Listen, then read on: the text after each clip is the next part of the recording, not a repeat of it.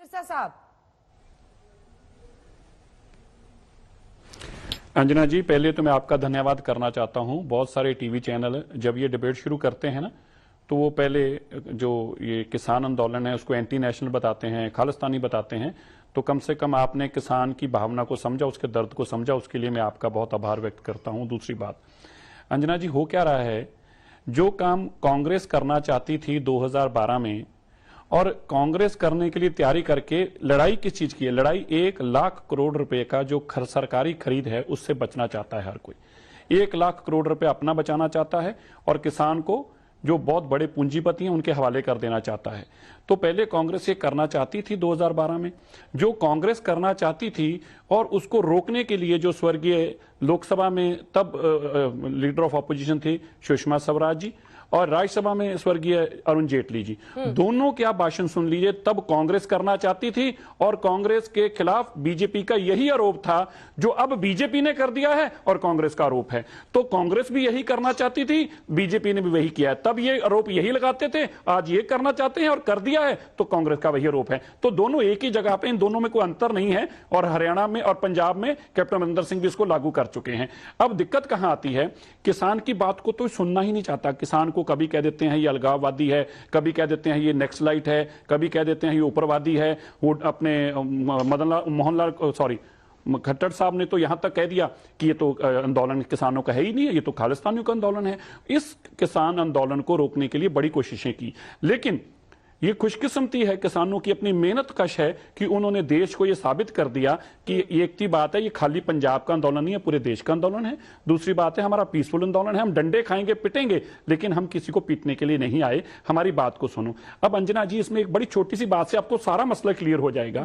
देखिए, कल तक बीजेपी कहती थी हमारे कानून जो है बिल्कुल ठीक है, लेकिन इनमें कोई कमी नहीं है। अब बीजेपी ने खुद ही माना 4 मीटिंगों के बाद, जब किसानों ने उनको आईना दिखाया, हमारे कानूनों में तो कमी है, लेकिन हम इनका संशोधन कर देते हैं, हम इनमें बदलाव ला देते हैं। तो कहने का मतलब यह है, जब किसान आपको पहले दिन से कह रहा है, आप उसकी बात सुनना नहीं चाहते, जब उसने आपको सुनाने के लिए धरने प्रदर्शन पे बैठ गया, ठंड में मरने को भी तैयार हो गया, तब आप सुनने को आए और आपने मान लिया कि कानूनों में कमी है। जब आप मान चुके हैं तो फिर आप ये बताइए उनको बदलना क्यों नहीं चाहते? सुधांशु त्रिवेदी जी बैठे हैं, मैं उनको एक ही लाइन में, सुधांशु जी का एक मिनट को अगर अंजना जी अलाउ करें। बोलिए साहब, खत्म कीजिए। बोलिए। अच्छा, मैं ये कहने लगा था सुधांशु जी, अगर मैं क्योंकि आप यहां बैठे हैं, मैं आपको बड़ी एक इंटरेस्टिंग बात बताता हूं।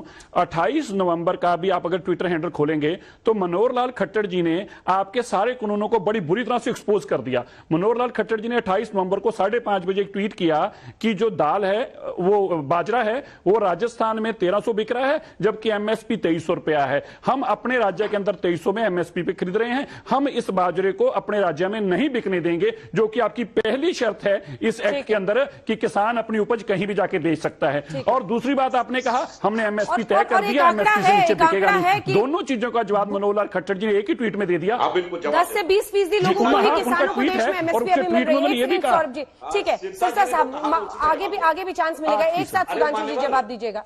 सौरभ जी, हमारे यही तो कहा गया है, दोनों जगह बेच सकता है, जहां अच्छी कीमत मिले, एमएसपी में मिले, एमएसपी में मिले। सौरभ जी, गजट नोटिफिकेशन से लागू कर रहे थे और यहाँ किसानों के बीच पहुंच गए आंदोलन में। 12 कौन कह रहा है कि एमएसपी से कम बाजार में मिलेगा तो बेचेगा? दूसरी बात, आपने बात कही, तो ये जो कहा जाता है कि मंडी में 8 से 9।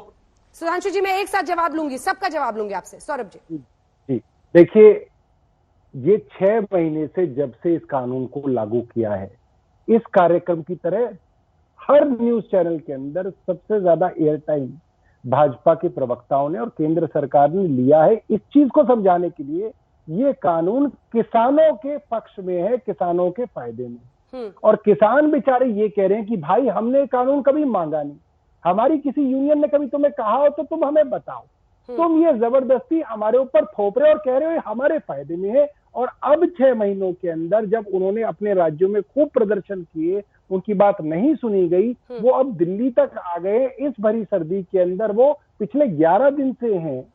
ये बताइए ना सर कि आपने क्या सरकार की बात मान ली थी जो गजट नोटिफिकेशन से लागू कर दिया? अंजना जी, आप तो बहुत बड़ी पुरानी प्रवक्ता हैं, सॉरी पत्रकार हैं, आप ये बात जानती होंगी कि जब केंद्र ने कानून बना दिया, उसको राष्ट्रपति ने साइन कर दिया, कोई नोटिफिकेशन और कोई निरस्त नहीं कर सकता, वो कानून बन चुका है। आप तो पुराने जानकार हैं, इनको नोटिफिकेशन नॉन नोटिफिकेशन ये। नमस्कार, मैं हूं अंजना ओम कश्यप। हमें उम्मीद है ये वीडियो आपको पसंद आया होगा। लेटेस्ट खबरों के लिए यूं ही देखते रहिए आज तक, और इस वीडियो के पसंद आने पर लाइक, शेयर एंड सब्सक्राइब करना ना भूलें।